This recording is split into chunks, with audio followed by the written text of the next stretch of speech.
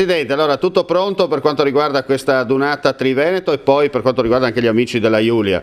Gorizia sta rispondendo alla grande, perché? Perché il sentimento non si cambia con nessuno, no? Beh, gli alpini restano sempre alpini e quindi quando si preparano questi grandi eventi, come lo è il raduno Alpini Triveneto e la Dunata Nazionale della Giulia, avrà sicuramente un buon successo da parte della presenza degli alpini stessi, dei loro familiari, ma anche la città sta rispondendo. Abbiamo imbandierato la città, abbiamo coinvolto i negozi, bar, ristorantini, perché vogliamo che questa città possa finalmente avere un momento di presenza e di risposta, lavorando insieme per portare, attraverso il programma che abbiamo predisposto, una serie di iniziative culturali, storiche, ma anche legate poi alla giornata della domenica, alla grande sfilata che ci sarà attraverso le vie della città.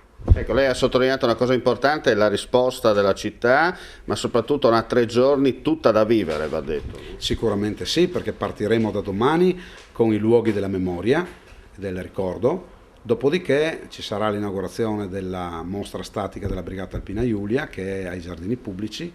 Invito ad andare a visitare le 3 mostre che abbiamo già inaugurato nei giorni scorsi. Al Museo Santa Chiara c'è la mostra Alpini a Gorizia, Giulia nomine tanto firmissime.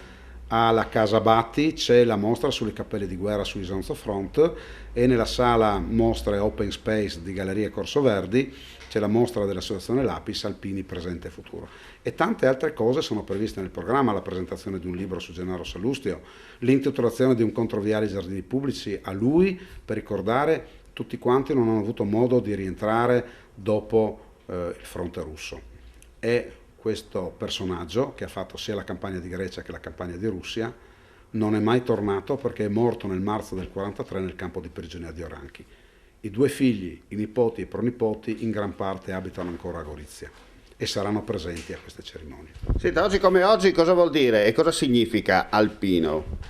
Beh, vuol dire intanto un concentrato di valori, la famiglia, il rispetto, la bandiera, la nostra patria, la montagna, il volontariato, il sociale, lo sport, la protezione civile. Sono tutta una serie di cose che messe insieme rappresentano l'alpinità e attraverso questa parola, che può sembrare una parola un po' così, non sempre comprensibile di primo acchito, rappresenta quello che comunque è la nostra vita associativa quotidiana che facciamo ogni giorno attraverso i nostri gruppi che sono collegati con le nostre comunità. E a chi cerca di ammainare la piuma in testa, lei cosa risponde?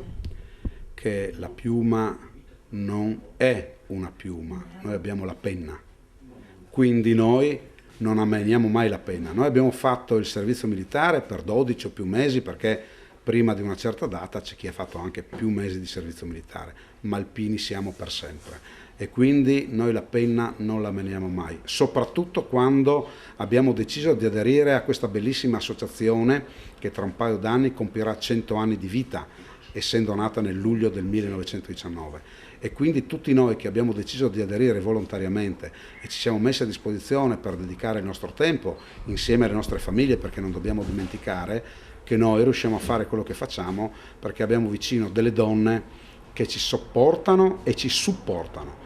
E quindi grazie a questo loro impegno, oscuro e molte volte non visto, possiamo fare tutte queste cose. Io mi riferisco in modo particolare alla mia famiglia e alla famiglia di tutti quelli che in questi mesi hanno collaborato e che hanno dovuto anche soffrire qualche volta la nostra assenza da casa, proprio perché siamo pienamente impegnati in questo grande evento.